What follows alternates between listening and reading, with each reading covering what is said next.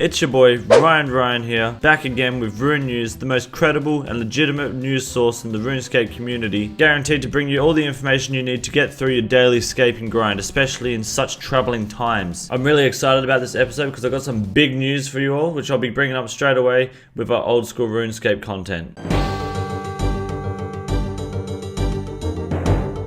If you are a true cheeky M-word, you may have noticed last week's episode of RuneNews, I exposed Jagex for the frauds that they are by playing a major part in encouraging this disease that I'm not allowed to name for the sake of YouTube in the world of RuneScape, which is affecting players around the world. We had our first confirmed case outside of West Arty by Mr. Speedfur, which was unfortunate, and since this announcement last week, we've had numerous confirmed cases of the disease spreading around RuneScape, particularly around the Grand Exchange, and there have been high levels of toxicity, mostly around worlds 391, 390, 388, and 425. I noticed that a lot of players are doing the best they can to avoid transmission of the disease by staying at home and not going outside while their countries are on lockdown. However, it's filling up our servers, which is good for the economy, it's good for the game, but it's also increasing the risk of further contaminating the world of RuneScape. We can't allow it. And this brings me to the story I had to show.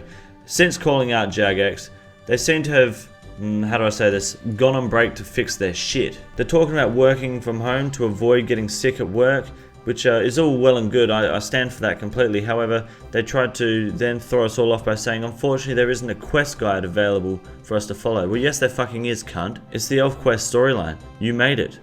Follow it and fix it. Being a Chinese-owned company and using the elves and the Ardome people to cover up the China virus is not a very good look. However, I will give credit where credit is due. The low quality sense of humor gave me a good chuckle, and that at this point in time they don't see their plans for the game throughout the year being withheld or anything. They're sure that their plan can go ahead completely, which is good because I like to see the updates that you bring to the game. Just cut the shit. We know that you're behind it. You wrote the fucking storyline. We've seen it all happen. It's too late. Cunt's fucked. In other old school news, however, there was an update. It was very small. There was some last man standing changes, which no one gives two-thirds of a shit about. I don't even know if people are still playing that fucking game. And then there was a couple hot fixes, but the main one, which we're all curious about, is that female players now wield the mod staff correctly. Now, I'm curious, how was it before? Can someone please send me a picture? Someone send me a link to how they held it before? You got me curious now. Just shows that men are once again better.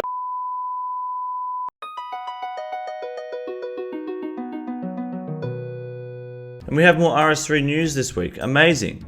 Every time I Google RS3, it comes up with some piece of shit overpriced car that no one in their right mind would fucking buy. Fuck off. Now with the RuneScape 3 patches this week, there was some quality of life improvements. I'm not going to go into it because no one gives a shit about the game. I'm just showing you what's going on. There is still staff working on the game. It's still being updated. It still looks great, but it's still a hunk of shit. Popular opinion. They're still working on releasing RuneScape on iOS. It'll be amazing when this comes out. It means that not only will you be drawing all over your fucking keyboard while you're playing this game like a spastic, but you'll also do it on your phone. It's great. Who would have thought? A Chinese company trying to create some sort of biological virus. And of course they had bug fixes. Every week they have bug fixes. Everyone has bug fixes every week.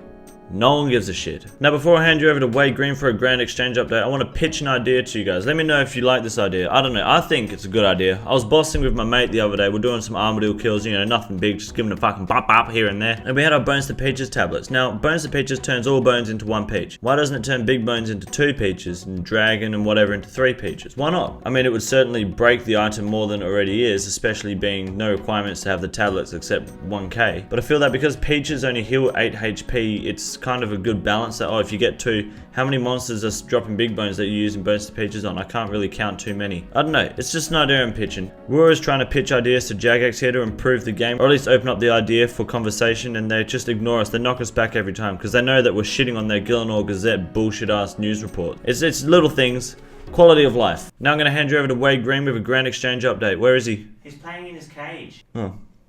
We'll go open the cage, let him out. Burp! Oh! What's up, guys? It's Wade Green. Welcome to a Grand Exchange update. Our biggest rise this week is the Nature Tiara 10 GP. I think that might be one of the highest ones we've had so far. What a fucking banger. Look at that climb. 4 GPs straight the fuck up there. 11% just today alone. Fucking hell. That's some good shit. I'm pretty impressed with this. Nice work, guys. Keep going. We need some more high quality items, however. Nature Tiara, fucking useless. And our biggest loss this week is the Dwellberry Seed. Now, I don't quite understand why we've had this item like 3 fucking times now. Who the fuck's trading it? How many fucking times are people trading this shit? Look at that. 45,914 people fucking traded it 5 days ago. You got 36,000 here, 28,000, and what the fuck is this piss weak shit? We need more of this, honestly. Who the fuck is buying Dwellberry Seeds to begin with? Just go to fucking McGrubbers or whatever his fucking name's Wood is next to Sears Village and pick the cunts there. Fucking waste your time with this shit. What? Stop. Fuck off. I don't want to see this shit again on RuneNews. I'm going to fucking lose my shit. Now, this week's most valuable trade was the 3rd age pickaxe. It didn't move at all for the entire week, so I ain't showing that shit because it was there last week. So I chose an item with the biggest rise within the bunch, and it's the Harmonized orb. Now, it's moved 0% today, but look at that staircase of a fucking climb there. Fuck me, you want to get that drop, that's for sure. In 1 month, it gained 398.9 mil. Holy shit. And that's how long it's been out for. I think it's time to hit up that nightmare boss again and get your hands on the Harmonized orb. Stop talking about, hey, it's a gold sink. It's not. You get a fucking bill doing fuck all. And lastly, RuneScape's girlfriends have gone up in price once again. They were 7.4k last week, now they're 8.1. Fuck yes. We're getting close to that 10k mark once again. Soon we can be buying GF for 10k, no fucking worries. We saw a little bit of a dip there, but it's gone back up and it's rising pretty fucking hard by the looks of it. Keep on those girlfriends, boys, because you know it's gonna get harder with this bullshit ass fucking flu going around killing people. It's fucked. So it's good. I'm happy to see the girlfriend rising. Wade Green is finally fucking happy. Now if you excuse me, I gotta go figure out how to get some pussy. Back to you, Ryan.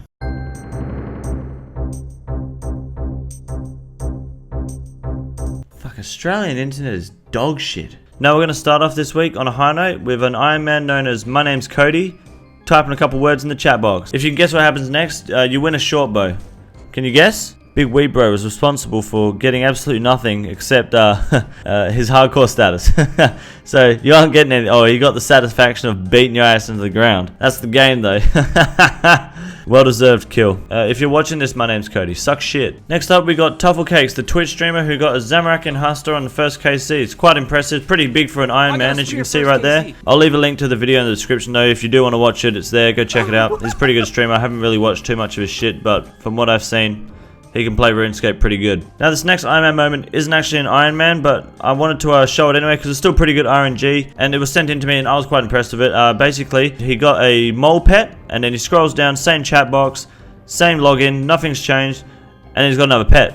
So he's got the farming pet and then the mole pet right next to him. We got him within, like, I believe within 10 minutes or something. He went for a farm run straight after getting the mole pet and got another pet. So the key thing to take away from that video was that you're more likely to get a pet if you have a pet following you. And now for the final Ironman moment of the week. I take this one very personally for 2 reasons. One, he got the mining pet, okay, and I think he's level 58 mining, and he got the mining pet. I'm at 17, 18 mil XP, no mining pet. But more importantly, the username is Ryan. Must be a fan of the show. I hope so. And it's impressive if it is. Can I have your pet, cunt?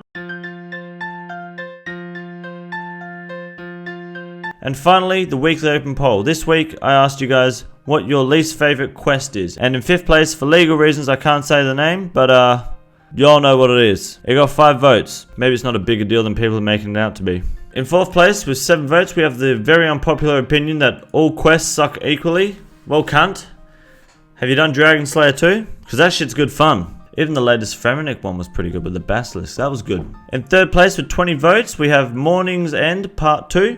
It is a cunt quest, not gonna lie. It is annoying, people don't like it, but it's not that difficult. Just follow the fucking guide.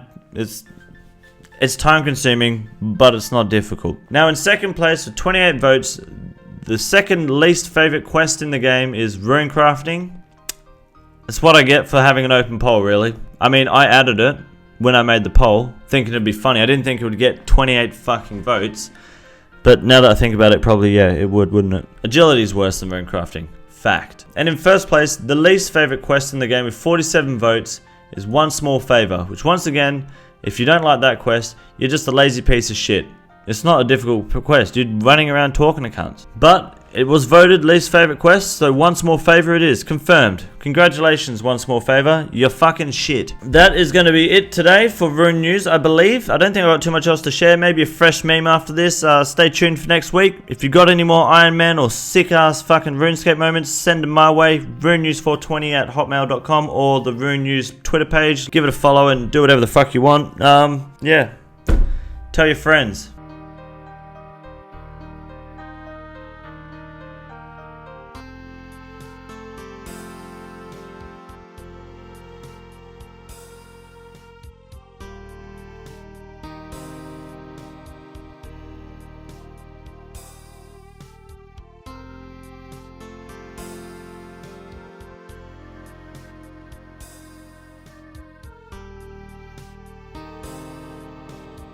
This internet is fucking shit. That was last week's. I don't want to fucking deal with that shit.